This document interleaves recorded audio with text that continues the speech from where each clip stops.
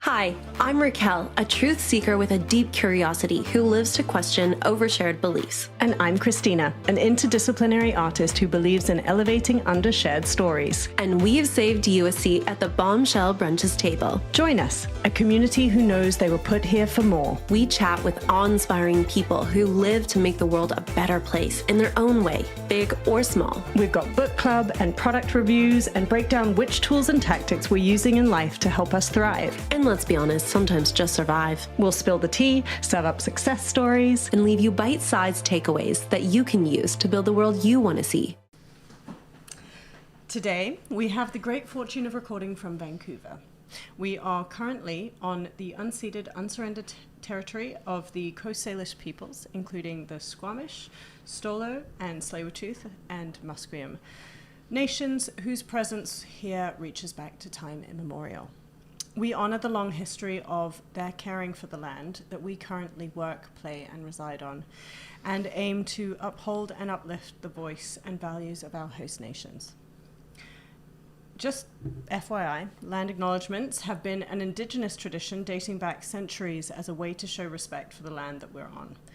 They give us an opportunity to reflect on the impacts of colonialism, reminding us that we need to be accountable to the Indigenous peoples and to thank those who still live on and care for this land. So, with that said, it is another Tuesday, and we have Madeleine with us in studio, visual podcast in real life. And, you know, we're very excited about our visual podcasts. So, and very excited that you're joining us today with such a wealth of knowledge and a great connection from a dear friend, Jen Wint. Amazing. Thank you, Jen. Love Jen. Thank you, Jen. Jen is just the great connector and a wonderful human being. So thank you to Jen. Thank you for joining us. This was an interview that was in, I think, the back of your mind for a few years. Time. Yeah. And I know you don't know because I didn't actually reach out, but for the last couple years, at least a couple years, we've talked about it. I've been wanting to have you on the podcast. At the time, I think you were doing quite a bit with Luna Pads, and you were doing quite a bit of work with period advocacy. And then what? Then and I was in Tanzania doing work with period advocacy there. Yeah. And so there was just so many commonalities, but we didn't have the right spot. And then this season came up, and it was just like so serendipity. And even the work that you're doing now, it's just dovetailed so perfully in. So it's very exciting. Well, we actually have also really just introduced a book club, which we love. Oh, amazing. And we have guests now that have written books. And, Yes! and this is, I'm so excited. We're going to get to this. Soon. It's beautiful. I love the feel of this book. Does it feel good? It feels great. It's, what is that thing? It's like you a call- velvety feel. It's like that what is it? Don't tell me the ASM. ASMR. Yeah. Yeah. Right? Yeah. Oh, no, that's not a good one. That wasn't a good one. Isn't that not what I do? Like, shh. I'm not going to. That's Wow, not I what- hadn't that's- appreciated that about the book. I'm more of a color person, and so, yeah. Okay, we'll both work.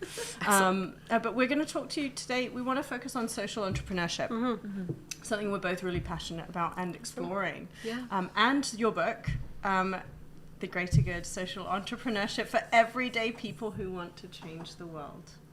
It's like so serendipitous with our season, is it Oh not? my gosh. We just did a rebrand, and it's all about people who feel they were here for more and who are ready to change the world, whether those are tiny ways or big ways. Yeah. Yeah, such a good mix today. So Let's go. So I would love to know what led you to this, into social entrepreneurship. What brought you there? Like, what's your origin story? How did you get here? Thank you. I love that question. And well, I mean, we're going back some time here. So I started my first venture in 1993. And really, as with many social entrepreneurs, it was something that was driven by kind of a passionate personal interest. So social entrepreneurs are not people who typically show up and say, I've got a great idea for making lots of money, or I see a big gap in the market that I'm going to exploit, or that's not where they're coming from. They tend to come from other places, and where they may not even necessarily identify with the idea of being an entrepreneur or a business person. And so there's this process of kind of transformation. And so my pedigree is as a social change activist. So in university, I discovered feminism, and suddenly the world made sense.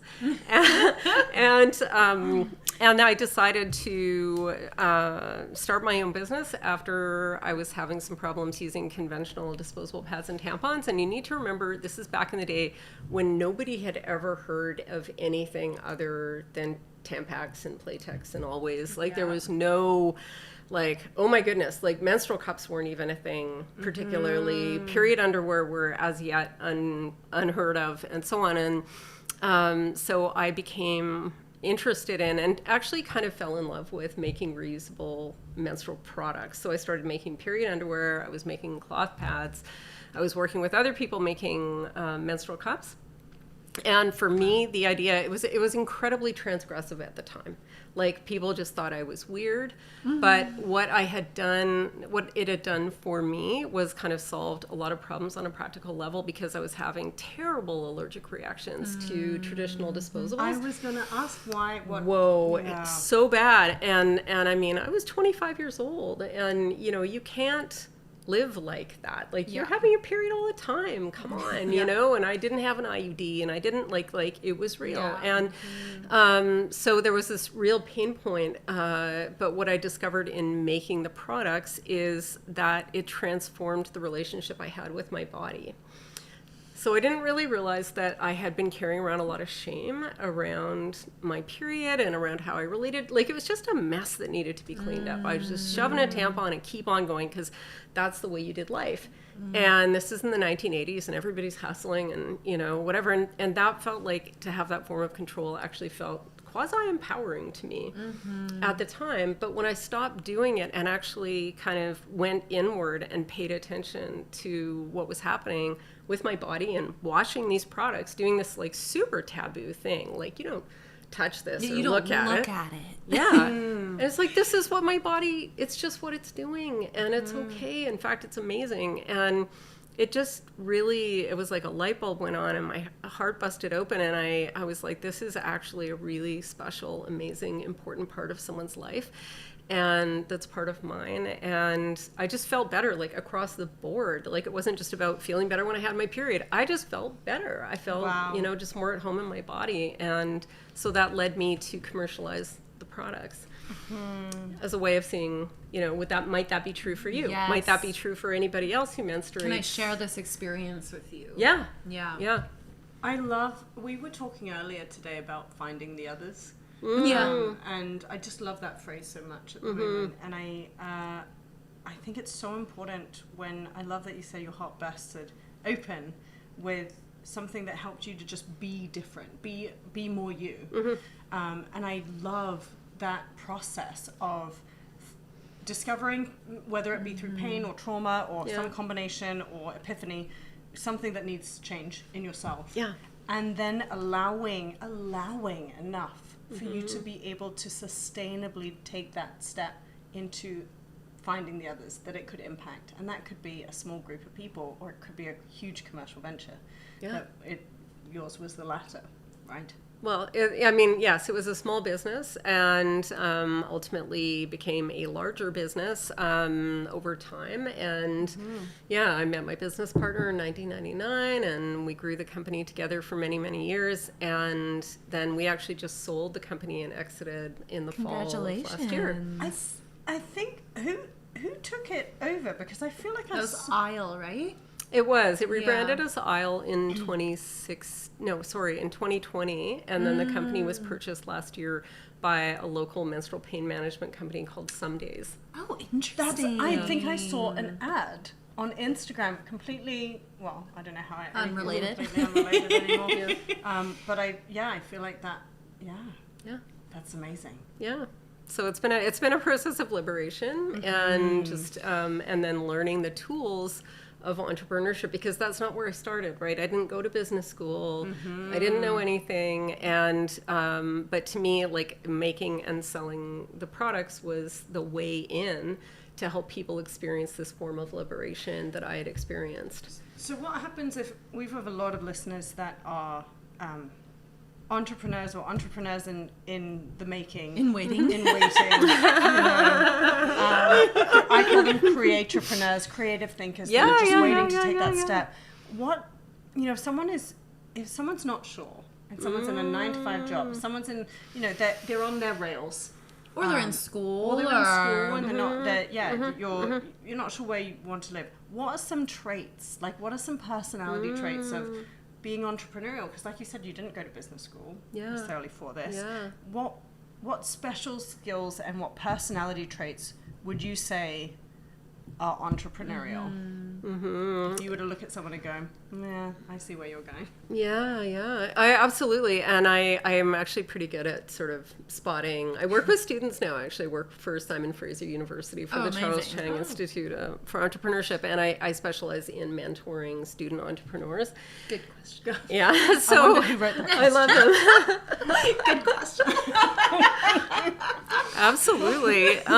Yeah, because I guess the things that I look for, aside from the idea, so there's got to be some form of an idea for a venture, or even just a feeling. Like, it doesn't need to be a full-fledged plan, but that kind of that yes moment or that story, that is really, really important. But in terms of raw skill, it's things like resilience, creativity, and definitely some form of out of the box, like outside of the lines thinking, because you cannot. You're not in it just to do it the same old way. Like, the point is to do something different that doesn't exist because there is a problem that needs to be solved, right? If there was already a solution, then we wouldn't have that problem and everything would be fine. But this is why we need social entrepreneurs, to find these creative ways of solving problems. But what makes it difficult is that on top of, and this is why you need the resilience and the grit, is because on top of having to do every single other thing that you need to build any kind of venture, even at the right time, the right product, the right people, the right everything, boom, boom, boom, checklist, complete. You got to do all that, and you've got to do it to achieve whatever this mission is. So if you're up against something like climate change or gender-based violence or PFAS chemicals or something, like, these are big problems. Like, I mean, it does drill down to a personal community-based thing, but it's like, it's a big thing. Like, you got to put on your superhero cape here and be prepared to dig in well beyond what it takes for, let's call it, an ordinary business, which is in and of itself extremely difficult. Yeah. I think what is really interesting about that is there are not roadways already created.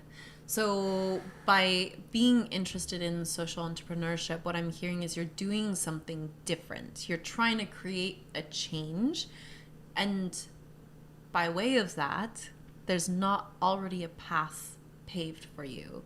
And so you have to be, I can definitely see how you would have to be resilient. I can definitely see how you would have to be creative. But I think that piece that you said about being willing to color outside of the lines, being willing to do what is maybe not always accepted by the norm, is a really, I can see how that would be a huge piece of that. I was thinking about your career and your specialization in behavior change, and because as you were speaking, one of my biggest light bulbs there was you're trying to make a huge change. You know that this change needs to happen, but you're also up against mass behavior. So you're up against people having extraordinary decision fatigue. Going, I mean, and I will admit to this, it's just easier to use a tampon. I don't have time to learn how to use a Diva Cup. I don't have time to, I don't know which product, and then there's so many products. I mean, LunaPad's probably not at the time, but there are so many things I have to do to change my behavior on a daily basis that I don't know that I'm going to do. So you're like, what will ignite your change? Yeah, exactly. So now on top of being this social entrepreneur that's like, this is better for you, you should stop using Teflon. now have, oh my gosh, have you seen Dark Water? I thought you meant in a tampon. No, I mean, honestly, Wow. who knows? I mean, what was that impact study? I Yes. don't have the research, but they're finding things. They're finding these chemicals. But, you know, to make that change, you have to now, on top of that, also be an advocate for this massive other very toxic problem. And run your business. Well, you know? yeah, and that's why for social entrepreneurs, this central moment, this love, this passion, this story, and the impact is what drives us, right? Because if it was just like, I don't know, if it wasn't personal, Yes. right? If you didn't have a stake in it that was deeply emotional, like running a company of any size, starting a company, entering an industry, innovating, whatever, is hard. Yeah. It's hard. It's so hard. And so that, to me, this grit and persistence is driven, that's required to build a venture, is what's fueled by the passion for whatever the impact is that you want to have, your mission. Yeah. And so it's that reverse engineering. I think I was reading on your website. I wish I could have read your book before the podcast, but I did read one. Yeah, I did read summaries of the book, and I think, you know, you were talking about the book having access to ways to find your values, ways to find your story, ways to understand. So it's almost, you know, maybe in a regular business you would say, okay, here's this need, I'm going to fill the need, whereas in a social entrepreneurship kind of company, you're more going inwards and then you're reverse engineering. Is that kind of what I'm hearing? Yeah, absolutely. So instead of doing like a market research survey or something like that, you're actually mining your personal experience and perhaps something, you know, that's happened to someone you love as well. It's not just a purely personal. I've seen many cases that have been absolutely driven by love for another person, whether that's a parent for a child or siblings or whatever, where, you know, anyways, there's a challenge there and you see a way to address it and you take it on. And so, yeah, it's far less linear.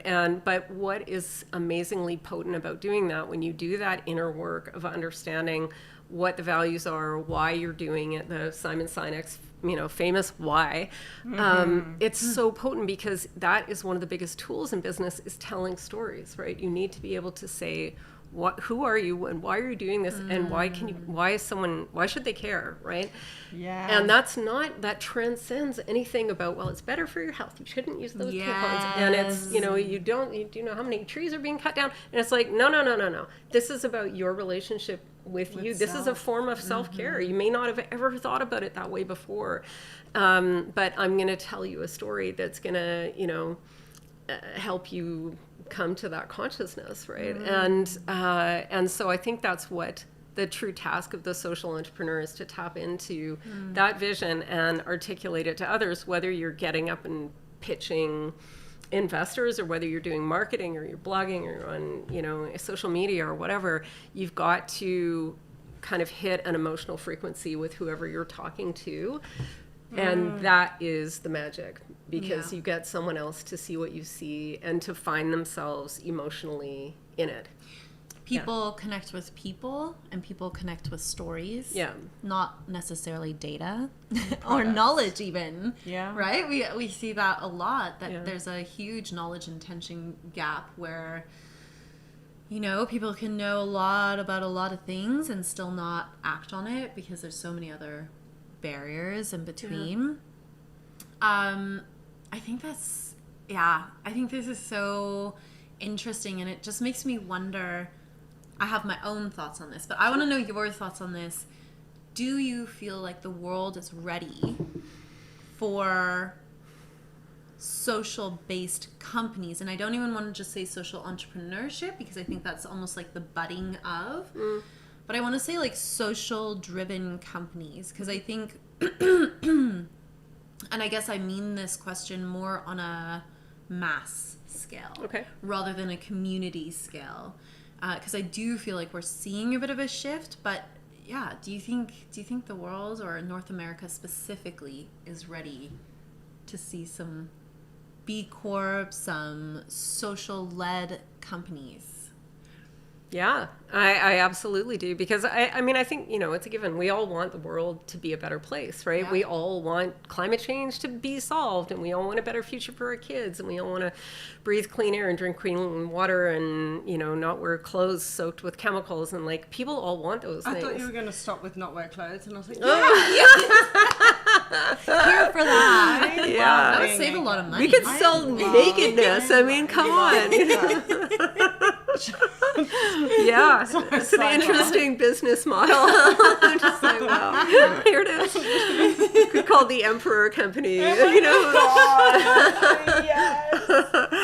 I love that. It's so good. Yeah, so I do think that people want to do, quote, the right thing as consumers, because we all need to buy stuff, right? Like, there's no way around that. But the question is, how do we make those choices when, to your point, I'm so busy, I need something that's easy, I need something that's fast, I'm stressed, I've got too many choices. Like, I get it. And that's why things like B Corp are really useful. So B Corp is a certification body that very rigorously tests for-profit companies for a full spectrum analysis of all their impacts, or social, environmental, human rights, labor standards, everything. So So they can't just be one. They have to kind of go across the gamut. Yeah. Okay. Yeah, Love that. you can't just be sort of bad in one way, or like, Yeah, you can't right? just excuse it of sort of like, okay, I'm gonna go and do this super polluting extractive thing, but I'm donating, $1 million Because there's a to lot of something. performative companies that say they're values based, but then aren't holding up in all the. They're buying credibility a lot of the time, right? A lot of these companies trying to buy credibility.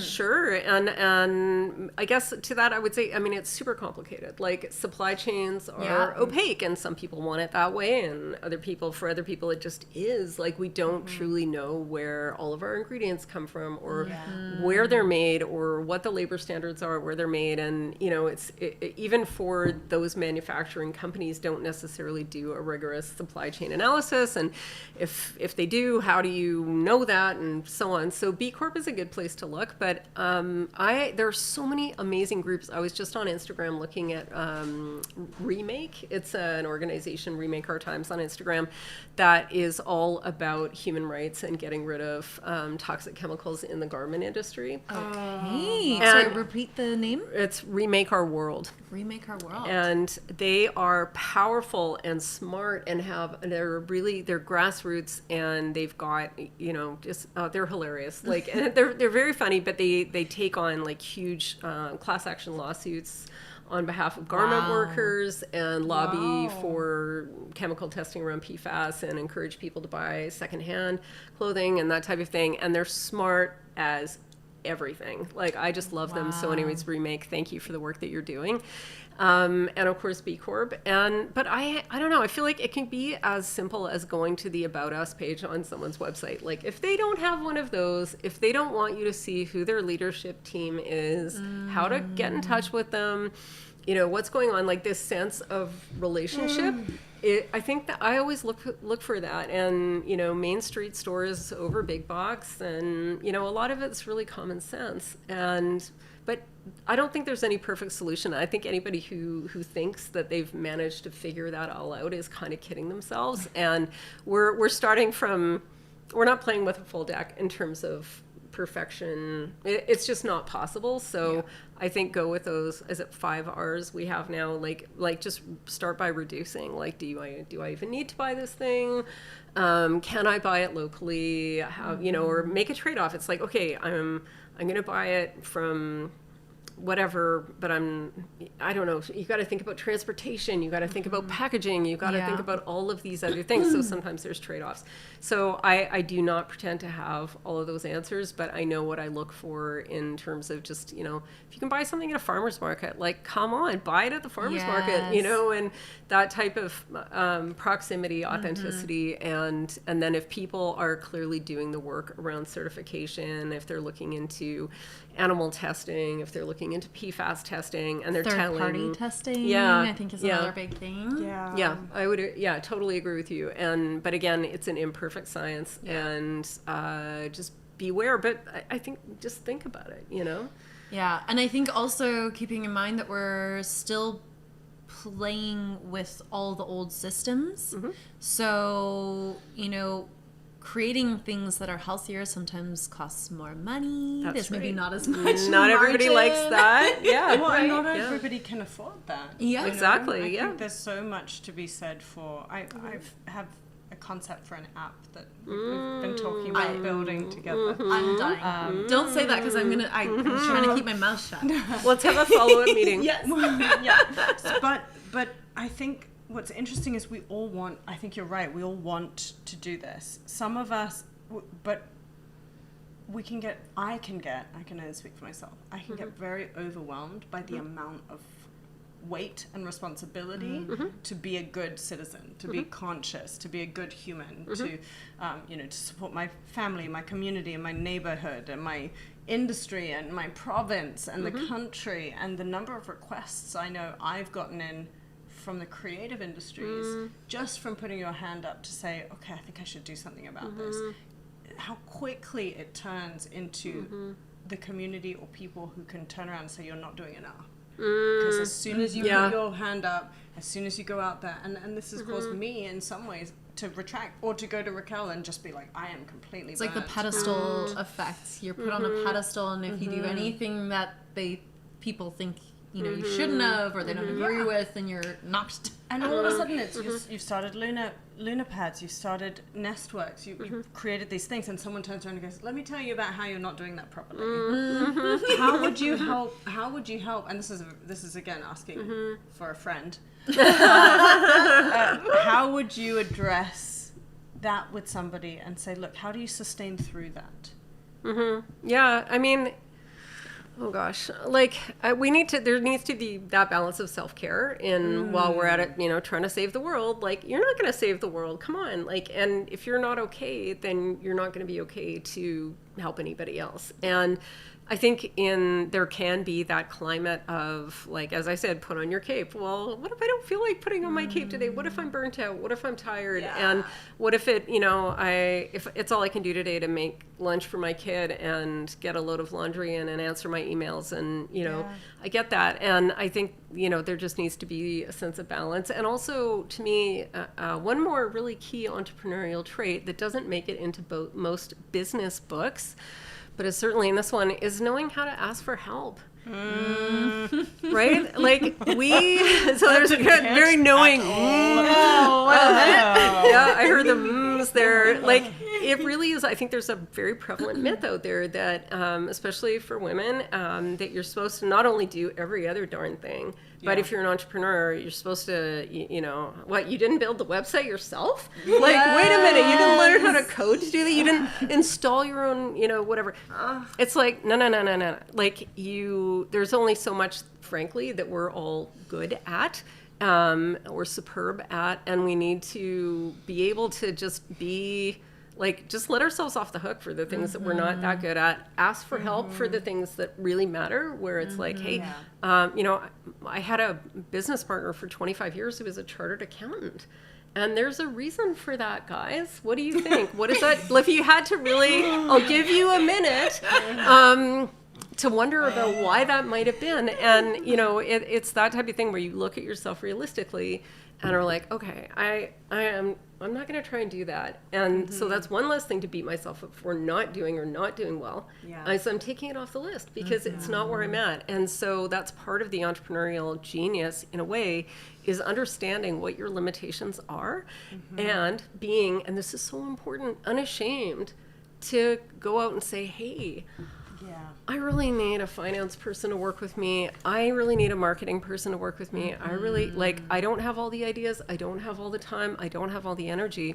And that, to link it back to one more thing, is why that story that you can tell about why you're doing what you're doing is going to help you find that person, because they're going to care too. And they're going to want to come on board, and they're going to want to, take you on as a client, or go into business with you, or fund your business, or whatever it is, because they see that you have a realistic understanding of what you're capable of, and also why it matters, and how they can be part of the impact, because that's not about you. That's about whatever that beautiful vision is. I have a dig-in question for that, because I often think when I have an idea in my band, and for my music, one of my friends, Sam, says, you get recruited into the Christina. Yes. Yes. Because it's not a cult. It's just not to be really It's a clear. nice cult. It's the kindest cult you'll ever Right. find. Maybe that's But not you even can't leave true. But you ever. can't. But she says, like Christina will say, like, hey, have you got like 30 minutes? And all of a sudden you're now like a business partner. Right, Or, right. like, you're That's doing, what you say I did. Yeah. Yeah, you did that to me. Yes, yeah. That's where I learnt it from, just to be really clear. But one thing I would love to know, and I think a lot of people would love to know, is, okay, great, we want to recruit people into our cause to find those others, find the people that care about the same things. What happens if you don't have any money? What happens if you're like, hey, I need to do this and I need to build this and I know this is going to be great. But what's that first beginning where you're like, you need that seed fund, you need that Yeah, initial funding. you do. How do you go and ask people to put sweat equity in, or do you, or when do you stop doing it by yourself? When do you take that leap and say this, and how do you present to somebody else a fair value of exchange that feels right to you? And I know this is different to everybody. How do you go about leveling up? Because I'm sure this is in the book in some way. Yeah. But yes, I've got a great idea. Yes, I'm filled with passion. Yes, I want to move this forward. How do I get past that not wanting to ask? And then how do I ask, and what do I ask for? And how much, it's just a small question. Yeah, no, there was like 8 questions Yeah, I know. in there in that. No, but I get it, and to your, you said it yourself, everybody is different. Like, if you are a single parent and you have 3 kids and you're only able to work part-time and, and you're trying to live in Vancouver, it's like, okay, starting a full-blown business may not be for you right now. And I think, that's just reality. And to try and go, oh, well, just start your own business. It's like, it's actually kind of potentially a privileged thing, right? Yes. And it all starts with the story. We all have the ability to tell someone, to say, I'm having this idea. And this is honestly what I tell every single person. They think they need to write a business plan. They don't need to write a business plan. They just need to tell another human being what's on their mind. Yeah, I told this you is my exactly story what she last did. night. No, I'm trying to rope her partner into my next Oh, idea. he doesn't know this yet. It's Oh. okay. This might be a fun way for him to find out. I'll tell him my story. Well, this is. She told me a story about how she wanted to start a podcast. Yeah, Right. didn't she? Yeah. This was years ago. Huh, and I said, isn't no, that thank funny? you. Right. Yeah, it's going to and- inspire women. We're going to share stories. Wow. That sounds amazing. You should do that. 150 episodes later, 3 years, I 4 still photo don't shoots. know what I'm doing here. I'm still like, what? What? Oh. Because you're not done yet. And but to your point, like just to drill down to your question a bit more, it's like I'm a big believer in kind of, I call them breadcrumbs in the book. It's like, you don't, like, it can seem so daunting. Like, who wants to write a business plan? Oh my No. God, nobody wants to write a Don't business plan. Most people will never read it. There are business canvases, by the way, out there that are much simpler. But like, make a vision board. Make a video, make a little hack together, a slide deck in Canva, or do something creative, even make a painting. Like, it doesn't, write a song, I don't know, but just express the ideas somehow, because ideas have energy. Yes. And if you keep them Big inside magic. and tell yourself a story of, like, I'm not that. And this is a huge thing, another trait of entrepreneurs is they need to be willing to transform their identities. If you didn't start that way, if your story was, well, I'm just a musician, or I'm just a journalist, or I'm just a whatever, like, but I'm not an entrepreneur, like, I'm not, that's too many vowels for me, or whatever. You're like, you actually need to really rethink that, because it is the classic self-limiting belief. Entrepreneurship can be, I'm a big tent believer in it. Like, I don't think it's this, well, it must be for profit and it has to be, you have to have over 50 employees and you have to do this and you have to do that. I'm like, no, you have to be a person who cares about something, who has an idea, who is taking steps towards it. Like, the word entrepreneur literally means to undertake in French. So what do? You can undertake anything. I can undertake to read a book. I can undertake to tell you about my idea. I can, it's these little baby steps that add up to what matters. But just that persistent, keep going back. If you think it's going to be an easy ride, or you're just going to get on Dragon's Den and then everything's going to be great, and then whatever, and then you're Sandhill Road, and then you're a unicorn, and then you disrupt something, whatever. That's not what it's like, guys. Like that's not actually, like, most of it's just work. And We go to work for more hours than a 9-to-5 person. Yeah, truly. Yeah. More hours. But you care about it. Yes. And it gives you energy. Like, look at how much Yeah. energy you both have. Like, this is feeding you. It's doing something for you, and it's doing something. something for your audience. It is. And It is. Yeah. It is, So yeah. I think it's those trusting those moments in life when okay, I think, I figured out this thing, and maybe I can just work part-time, or maybe I can whatever, or do something, some side hustle thing, or you just take it slowly, but you don't stop.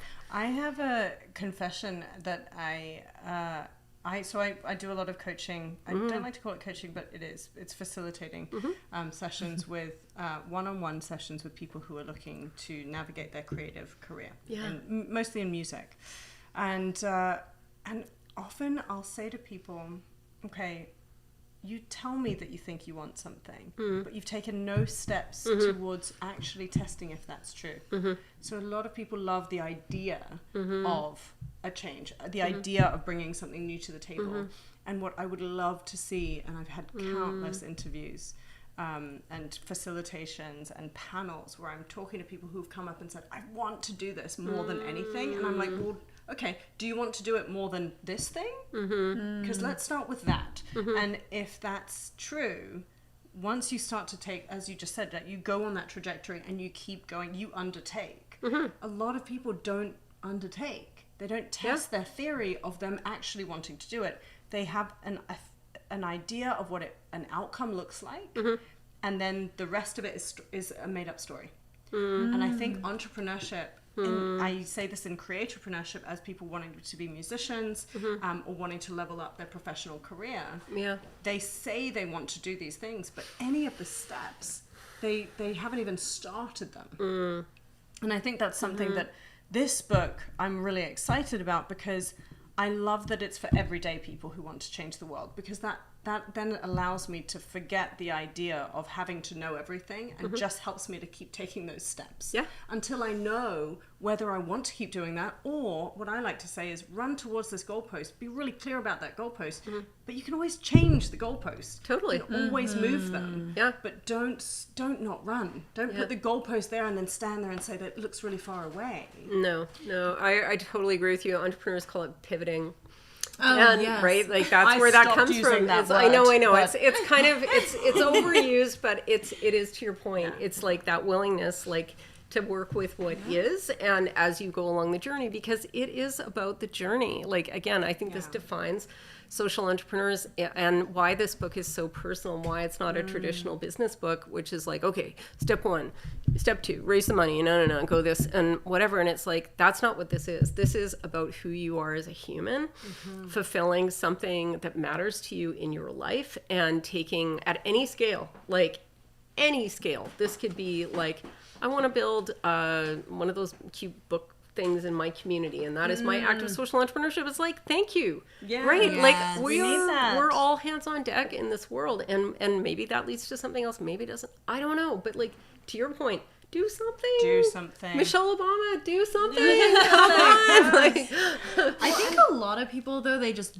don't even know where to start. Like, they That's don't, true. maybe they don't have the resources or the access, or like you said, there is a semblance of privilege with being able to start something and create something on your own when we do live in a very expensive place and all have to survive. So I think what that brings me to, yes, some people do just have the dream and they're not maybe fulfilling those steps, or maybe it's not that they want it as much as they think they did. But I think some people just truly don't know what foot to put in front, you Yeah, know, which and the first step is. Yeah. yeah, exactly. So I think that's where something like this book goes really, really well. And I think I saw that you have a workbook as well. I do. Yeah. To help guide you through some of the steps. And I think it's, from what I read, maybe a little bit more focused internally, like you said, not on necessarily immediately getting money or something like that, but mining your personal experiences and story. The money part's in there too, by the way. Is it? Okay. Oh, yeah. It's gonna Don't show you how worry, to get like, money. it's not gonna not happen. Yeah. But what I wonder, and I think this is actually an amazing start, if people are looking for mentorship, where would you recommend that they find that? Like, if they're like, hey, I have this idea, I want to do this thing, I just need to talk to someone to see, like, first of all, is this viable? Is this even a thing, or is it not? Which I think you should be careful asking people that. But just so they don't shut it down and maybe it is viable. But also, yeah, where do you find people?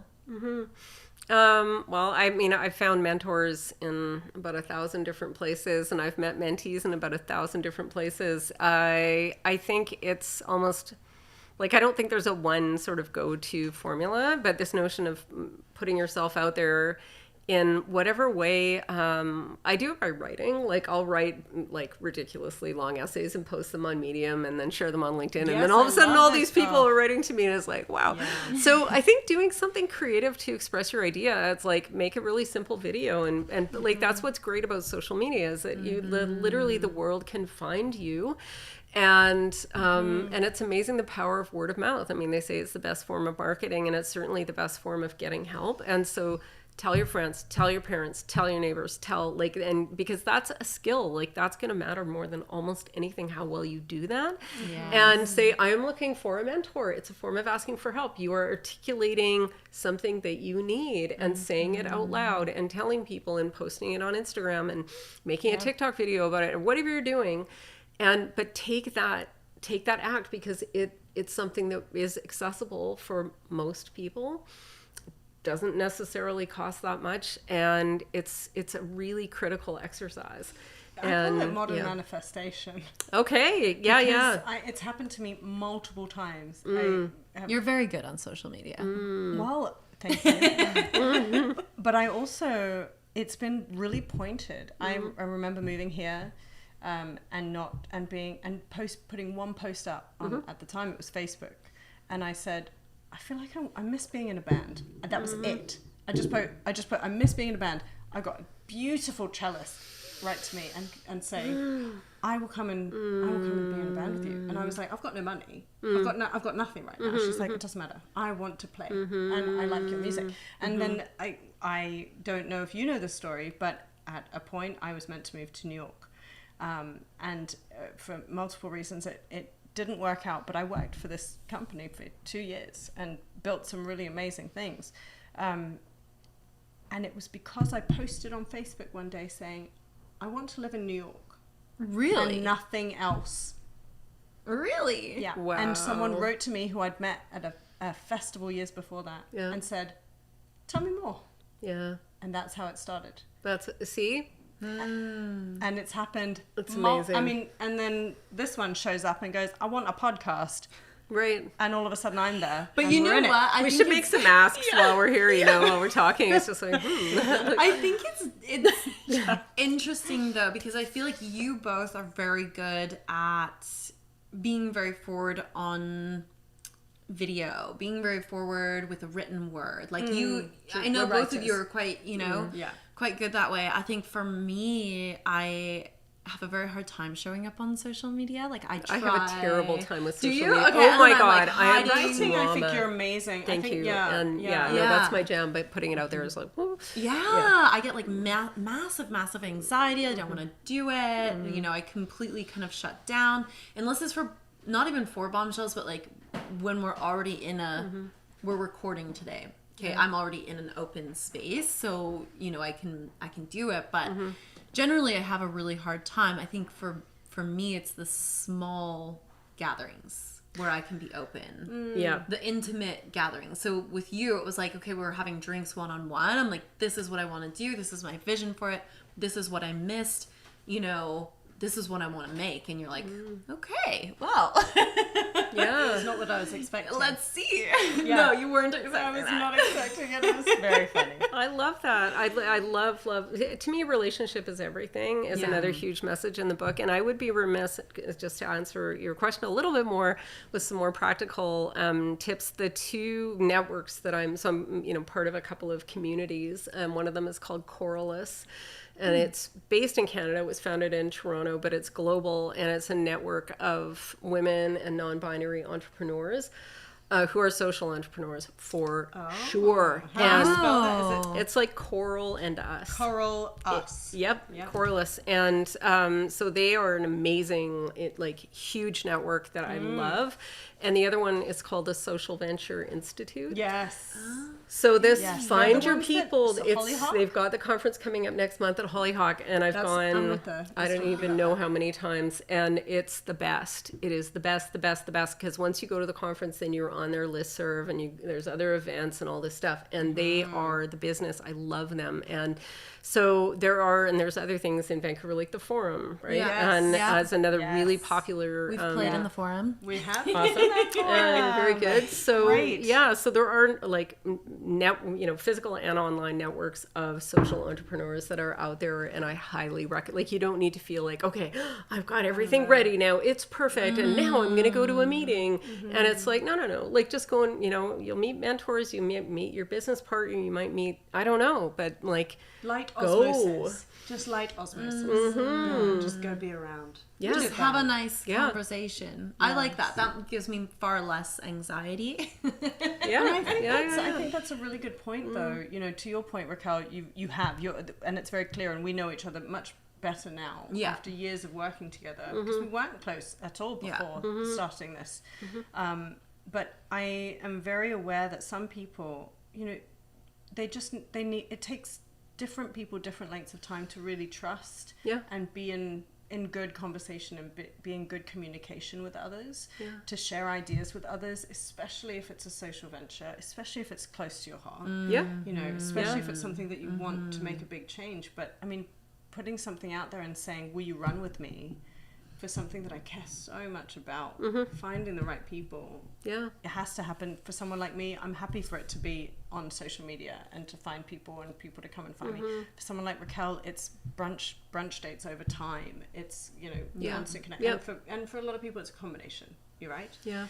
Yeah. So knowing that it's not one way. No. If anything, this book is not it's not formulaic. It's like, honestly, you could jump in at chapter 7 and then and just go. Like, it doesn't.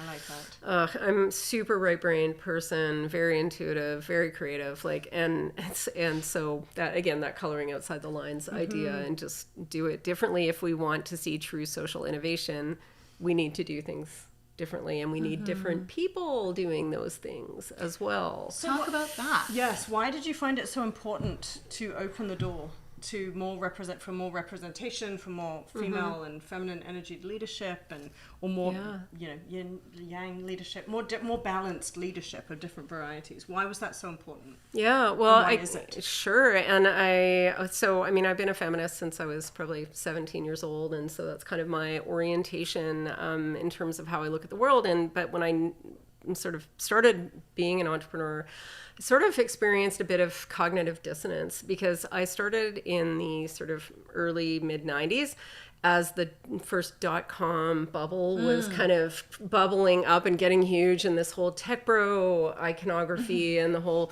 raising and pitching and venture capital and and Sandhill Road and apps and whatever, all this stuff, and it was a bunch of white guys who were doing this, and who didn't necessarily have sound business models, who didn't necessarily have any kind of a social impact agenda. I didn't relate to it at all, but that was sort of okay, if you're going to be an entrepreneur, then this is the kind of person this is.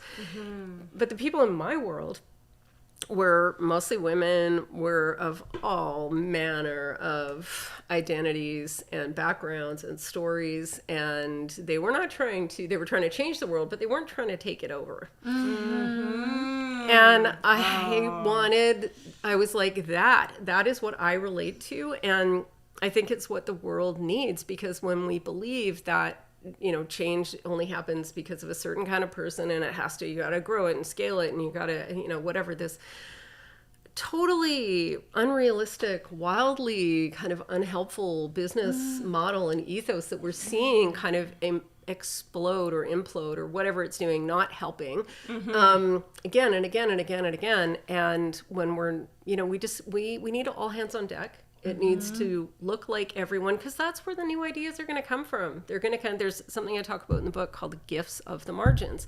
And that is that people with marginalized identities have unique experiences that have not been heard from enough. Therefore, and meanwhile, everybody's like, we got to innovate. We need new ideas. And it's like, where are those ideas going to come from?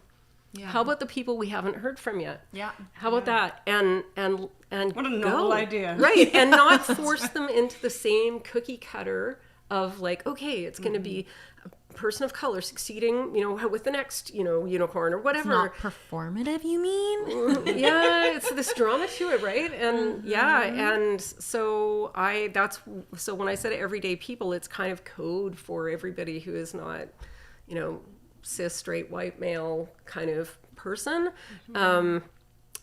Because I think that's where the future is going to come from. It's time for pass the mic to everyone else, because we need ideas. We need all hands on deck, and we need as many people as possible doing this who do not feel like, well, I got to have an MBA, or I got to, or have the next big tech idea, or have the next thing. And it's like, nope.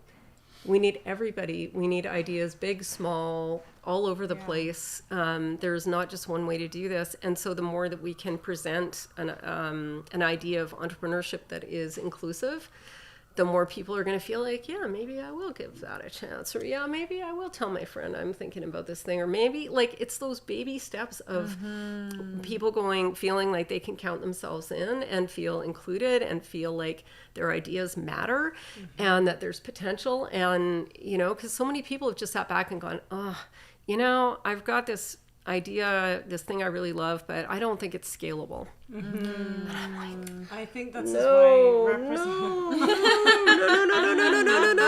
Like scale can be so many different ways. Yes. Like, why is it always up and to the right? Stop. Yeah. It can be right. Yeah. Right? Representation matters. It just does. It's ideas and stories, and it's like the woman you were just talking to is a perfect example. It's like that is an amazing story that she has, and that could only come from a Black woman with the story of her history and her family and living in Europe and all these things that she did, and and it's like, okay, like the world has not seen what she is offering because the world didn't believe in people like her, and now she's stepping up and saying it's my time because it is her time. You can't unsee Effie. You can't unsee Effie. I love that. No, and it's so cute. And I think that is it's a wonderful way to really assert to our listeners and watchers and those audience members and anyone who is thinking about being the change that they want to see and unsure how. Yeah. I think there's such great little gem drops in here of find the others, find them how you want to. Don't worry so much about whether it's the right step. It just needs to be a step. Yeah, it's just the next step. Exactly. And we did book club as well. We're talking about, what was it? Find your dead mentors or something. Yeah. Find your dead presidents or something. It was your dead board of directors. That's it. Oh. When you're looking for guidance, they don't also have to be current existing people. My mum used to say, she said in one of the interviews that the library was her friend, and she was like, my books are my friend. Books were my friend, and I really feel that too. But you can find it in a book. You can find it on a forum online. You can find it in, we talked about gaming. We talked about in person. Yeah. But those connections, and then also the inner work. Really digging into that, finding yourself in order to find a true solution and to sustain. I think it's so important. Yeah. And I think there's always so many parallels. I think that's the other piece is if you've had a set experience, it is highly likely that there's going to be other people who felt a similar thing and had a similar experience. Like I was just saying to Christina yesterday, I'm like, I have a little boy. He's 15 months. If you're transitioning to, feeding food, or it was a while ago. Yeah. And it's really hard to think about adult meals and kid meals, and is he getting enough of all of his minerals and vitamins, and is it tasty and all this stuff, and you know, they need like meals and snacks, and there's like so many of them, and I was like, I need an app.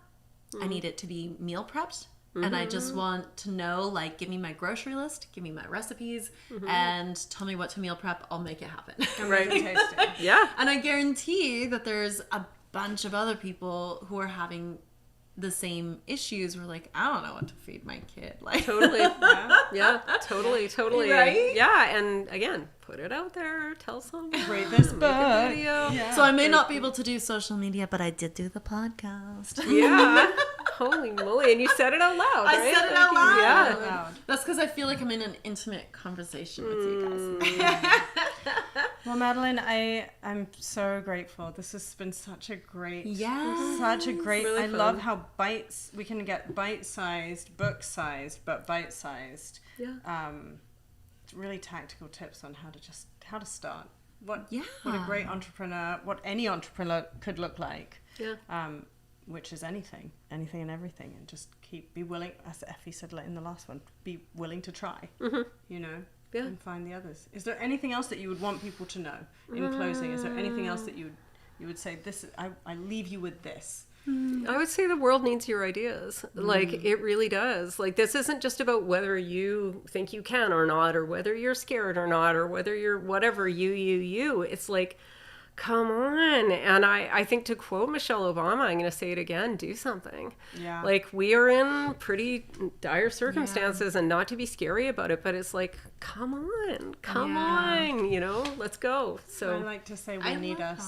yeah, we need us. We need us. need us. We need us. It's like, if there's something out there that is you keep wishing someone else would do something about, or that keeps bugging you, or that you're kind of in love with, but you haven't said it out loud, like, it's just take that one step. Take that one step of like putting it, like, what is that thing? And then go and do something about it. Do something. Yeah. Thank you. Thank you so much. This has been so amazing. Where can people find your book? Oh my goodness. I at thegreatergood.work, Okay. or rather greatergood.work or madeleineshaw.ca. I'm on LinkedIn quite a bit you'll find me, Madeleine Shaw. And where else? I've started using Instagram again. And I'm at Madeleine, like as in Madeleine. Oh, Madeleine. I'm And the Raquel, by the way. nice. I know, I'm following you. We're like And I'm my right in Christina Lau. Yeah, we're all in the right. I love it. It's so good. And no, those are all fun. So, and yeah, definitely, but hit me up. I'd love to hear from people.